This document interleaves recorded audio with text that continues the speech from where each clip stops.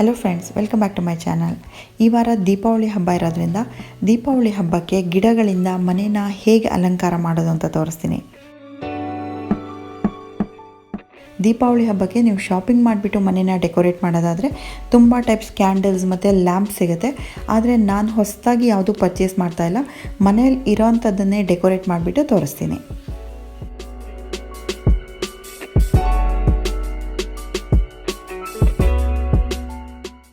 ನಮಗೆ ಬೇರೆ ಹಬ್ಬಗಳಲ್ಲಿ ಮನೇನ ಡೆಕೋರೇಟ್ ಮಾಡೋಷ್ಟು ಟೈಮ್ ಸಿಕ್ಕಿರೋದೇ ಇಲ್ಲ.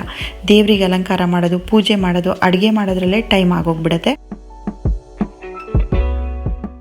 ಆದರೆ ಈ ಹಬ್ಬ ದೀಪಗಳದೇ ಹಬ್ಬ ಆಗಿರೋದ್ರಿಂದ ನಾವು ಯಾವ ರೀತಿ ದೀಪ ಬೇಕಾದರೆ ಯೂಸ್ ಮಾಡಿಕೊಂಡು ಲೈಟ್ಸ್, ಕ್ಯಾಂಡಲ್ಸ್ನ ಯೂಸ್ ಮಾಡಿಕೊಂಡು ಮನೇನ ಡೆಕೋರೇಟ್ ಮಾಡ್ಬೋದು.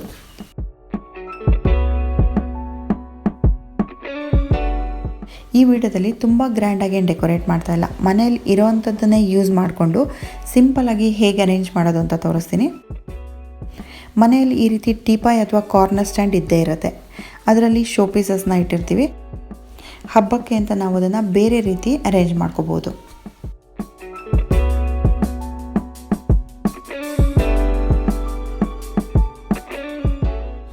ಹಬ್ಬಕ್ಕೆ ಅಂತ ಹೀಗೂ ಮನೆಯೆಲ್ಲ ಕ್ಲೀನ್ ಮಾಡೋದು, ಧೂಳು ಕ್ಲೀನ್ ಮಾಡೋದು ಇದ್ದೇ ಇರುತ್ತೆ. ಈ ಸಲ ಕ್ಲೀನ್ ಮಾಡಬೇಕಾದ್ರೆ ಅದನ್ನು ಬೇರೆ ರೀತಿ ಅರೇಂಜ್ ಮಾಡಿ. ಶೋ ಪೀಸಸ್ನ ಒಂದೇ ಕಡೆ ಒಂದೇ ರೀತಿ ನೋಡಿ ನೋಡಿ ಬೇಜಾರಾಗಿದ್ದರೆ ಅದ್ರ ಪ್ಲೇಸ್ ಕೂಡ ಚೇಂಜ್ ಮಾಡ್ಕೋಬೋದು. ಟೀಪಾಯ್ ಮೇಲೆ ಯಾವುದಾದ್ರೂ ಚೆನ್ನಾಗಿರೋ ಟೀಪಾಯ್ ಕ್ಲಾತ್ ಹಾಕಿಬಿಟ್ಟು ಅಥವಾ ರನ್ನರ್ ಹಾಕಿಬಿಟ್ಟು ಅದ್ರ ಮೇಲ್ಗಡೆ ನೀವು ಯಾವಾಗಲೂ ಶೋ ಪೀಸಸ್ನ ಜೋಡಿಸ್ತಾ ಇದ್ದರೆ ಈ ಸಲ ಅದನ್ನು ಚೇಂಜ್ ಮಾಡಿಬಿಟ್ಟು ದೀಪಗಳನ್ನ, ಕ್ಯಾಂಡಲ್ ಸ್ಟ್ಯಾಂಡ್ಗಳನ್ನ ಜೋಡಿಸ್ಕೋಬಹುದು. ನಾವು ಹೊರಗಡೆ ಹೋದಾಗ ದೀಪಗಳನ್ನ, ಕ್ಯಾಂಡಲ್ ಸ್ಟ್ಯಾಂಡ್ಗಳನ್ನ ಚೆನ್ನಾಗಿರುತ್ತೆ ಅಂತ ತೆಗೆದಿಟ್ಕೊಂಡಿರ್ತೀವಿ. ಆದರೆ ಅದನ್ನು ಡೈಲಿ ಯೂಸ್ ಮಾಡೋಕ್ಕಾಗಿರೋದೇ ಇಲ್ಲ. ಒಂದು ಬೀರು ಒಳಗೆ ಎತ್ತಿಟ್ಟಿರ್ತೀವಿ. ಅದನ್ನೆಲ್ಲ ನೀವು ಇವಾಗ ಕ್ಲೀನ್ ಮಾಡಿಬಿಟ್ಟು ಈ ಟೈಮಲ್ಲಿ ಯೂಸ್ ಮಾಡ್ಕೋಬೋದು.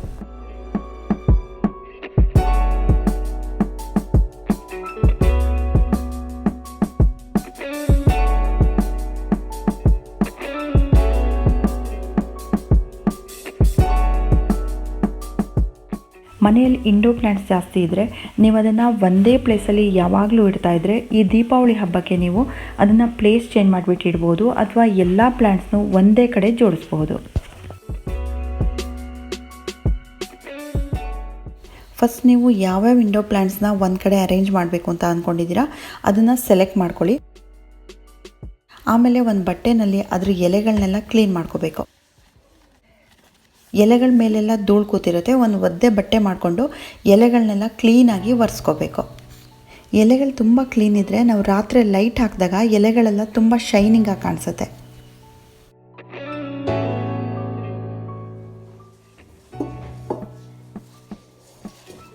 ಈ ರೀತಿ ಪ್ಲ್ಯಾಂಟ್ಸ್ ಅರೇಂಜ್ ಮಾಡೋಕ್ಕಿದ್ದಾಗ ಜಾಸ್ತಿ ನಾನು ಕಾರ್ನರ್ನೇ ಚೂಸ್ ಮಾಡ್ಕೊಳ್ತೀನಿ.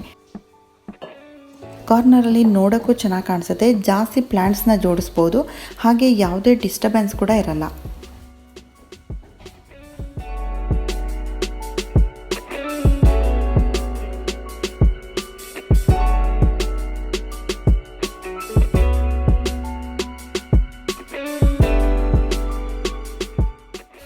ಡೇ ಟೈಮಲ್ಲಿ ಈ ಪ್ಲ್ಯಾಂಟ್ಸ್ನ ಹೀಗೆ ನೋಡೋಕ್ಕೆ ಚೆನ್ನಾಗಿರುತ್ತೆ. ರಾತ್ರಿ ಹೊತ್ತು ಈ ಗಿಡದ ಮೇಲೆ ಸೀರಿಯಲ್ ಲೈಟ್ಸ್ನ ಹಾಕಿದರೆ ತುಂಬ ಚೆನ್ನಾಗಿ ಕಾಣಿಸುತ್ತೆ.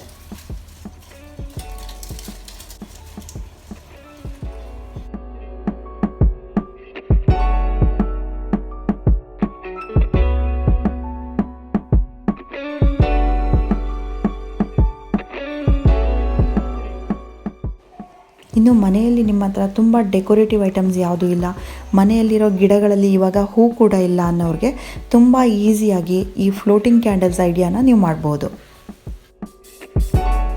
ಈ ಫ್ಲೋಟಿಂಗ್ ಕ್ಯಾಂಡಲ್ಸ್ ಮಾಡೋದಕ್ಕೆ ಯಾವುದಾದ್ರೂ ಚೆನ್ನಾಗಿರೋದೊಂದು ಬೌಲ್ ತೊಗೊಳ್ಳಿ. ಗ್ಲಾಸ್ ಆಗಿರ್ಬೋದು ಅಥವಾ ಬ್ರಾನ್ಸು, ಯಾವುದಾದ್ರೂ ಮನೆಯಲ್ಲಿ ಯಾವ್ದು ಚೆನ್ನಾಗಿರುತ್ತೆ ಅದನ್ನು ತಗೊಳ್ಳಿ. ಅದಕ್ಕೆ ಪೂರ್ತಿ ನೀರನ್ನು ತುಂಬಿಸ್ಬೇಕು. ಆ ನೀರಿನ ಮೇಲ್ಗಡೆ ಈ ರೋಸ್ ಪೆಟಲ್ಸ್ ಅಥವಾ ಚೆಂಡು ಹೂವು, ಸೇವಂತಿಗೆ ಇದರದ್ದು ಪೆಟಲ್ಸ್ನ ಈ ರೀತಿ ಬಿಡಿಸ್ಬಿಟ್ಟು ಹಾಕಬೇಕು. ಆ ಪೆಟಲ್ಸ್ ಮಧ್ಯ ಮಧ್ಯ ನಿಮ್ಮ ಹತ್ರ ಎಷ್ಟು ಫ್ಲೋಟಿಂಗ್ ಕ್ಯಾಂಡಲ್ಸ್ ಇದೆ ಅಷ್ಟನ್ನು ಇದಕ್ಕೆ ಜೋಡಿಸ್ಬೋದು. ಈ ದೀಪಾವಳಿ ಟೈಮಲ್ಲಿ ಈ ಫ್ಲೋಟಿಂಗ್ ಕ್ಯಾಂಡಲ್ಸ್ ಎಲ್ಲ ಕಡೆ ಮಾರ್ಕೆಟಲ್ಲಿ ಸಿಗುತ್ತೆ.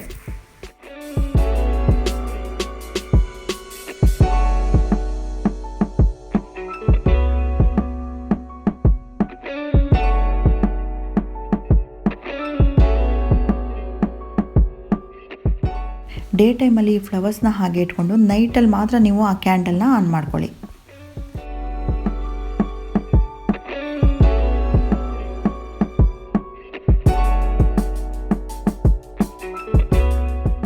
ಮನಿ ಪ್ಲಾಂಟ್ ಬಳ್ಳಿನ ನೀವು ಇಂಡೋರಲ್ಲಿ ಇಟ್ಕೊಂಡಿದ್ರೆ ಅದನ್ನು ನೀವು ಯಾವ ರೀತಿ ಬೇಕಾದರೂ ಡೆಕೋರೇಟ್ ಮಾಡ್ಕೋಬೋದು.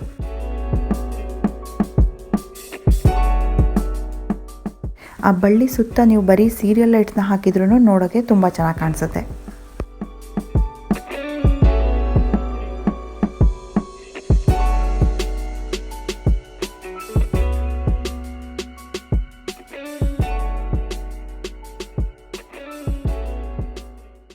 ಈ ರೀತಿ ಸೀರಿಯಲ್ ಲೈಟ್ಸ್ ಬರುತ್ತಲ್ಲ, ಇದನ್ನು ನೀವು ಒಂದೆರಡು ಸ್ಟ್ರಿಂಗ್ ತೆಗೆದಿಟ್ಕೊಂಡಿದ್ರೆ ಸಾಕು. ಇದು ಈಸಿಯಾಗಿ ಫುಟ್ಪಾತಲ್ಲಿ ರೋಡ್ ಸೈಡಲ್ಲೆಲ್ಲ ಸೇಲ್ ಮಾಡ್ತಾ ಇರ್ತಾರೆ. 100 ರೂಪೀಸ್ ರೇಂಜಲ್ಲಿ ಇರುತ್ತೆ ಇದು. ಇದನ್ನು ನೀವು ಒಂದೆರಡು ಇಟ್ಕೊಂಡ್ರೆ ನೀವು ಎಲ್ಲ ರೀತಿ ಡೆಕೋರೇಷನ್ಗೆ ಯೂಸ್ ಮಾಡ್ಕೋಬೋದು. ಮನೆಯಲ್ಲಿ ಖಾಲಿ ಬಾಟಲ್ಗಳು ಇದ್ದೇ ಇರುತ್ತೆ. ಜಾಮ್ ಬಾಟಲ್ ಆಗಿರ್ಬೋದು ಅಥವಾ ಯಾವುದೇ ಬಾಟಲು ನೀವು ಪ್ಲೈನ್ ಇರೋದು ಬೇಕಾದರೂ ತೊಗೋಬೋದು, ಕಲರ್ ಇರೋದು ಬೇಕಾದರೂ ತೊಗೋಬೋದು. ಅದರೊಳಗೆ ಈ ಸೀರಿಯಲ್ ಲೈಟ್ಸ್ನ ತುಂಬಿಸ್ಬೇಕು. ಸಾಕೆಟ್ಟಿಗೆ ಹಾಕೋಕ್ಕೆ ಎಷ್ಟು ವೈರ್ ಬೇಕೋ ಅಷ್ಟು ಮಾತ್ರ ಬಿಟ್ಕೊಂಡು ಉಳಿದಿದ್ದೆಲ್ಲ ಸೀರಿಯಲ್ ಲೈಟ್ಸ್ನು ಈ ಬಾಟಲ್ ಒಳಗೆ ತುಂಬಿಸ್ಬೇಕು. ಆಮೇಲೆ ಲೈಟ್ ಆನ್ ಮಾಡಿದಾಗ ಬಾಟಲ್ ಒಳಗಿಂದ ಈ ರೀತಿ ಮಲ್ಟಿ ಕಲರ್ ಲೈಟ್ಸ್ ಕಾಣಿಸುತ್ತೆ. ಈ ಲೈಟ್ನ ನೀವು TV ರೂಮಲ್ಲಿ ಎಂಟ್ರೆನ್ಸಲ್ಲಿ ಎಲ್ಲಿ ಬೇಕಾದರೂ ಇಡಬಹುದು.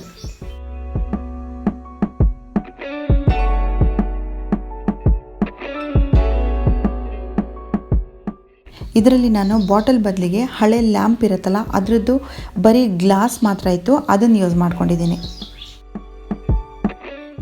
ಯಾವುದೇ ವೇಸ್ಟ್ ಬಾಟಲ್ಗಳು, ಪಿಕ್ಕಲ್ದು, ಜಾಮ್ದು ಖಾಲಿ ಬಾಟಲ್ಗಳಿರುತ್ತಲ್ಲ, ಒಂದೇ ರೀತಿ ಬಾಟಲ್ ಸಿಕ್ಕಿದ್ರೆ ನೋಡೋಕ್ಕೆ ಇನ್ನೂ ಚೆನ್ನಾಗಿ ಕಾಣಿಸುತ್ತೆ.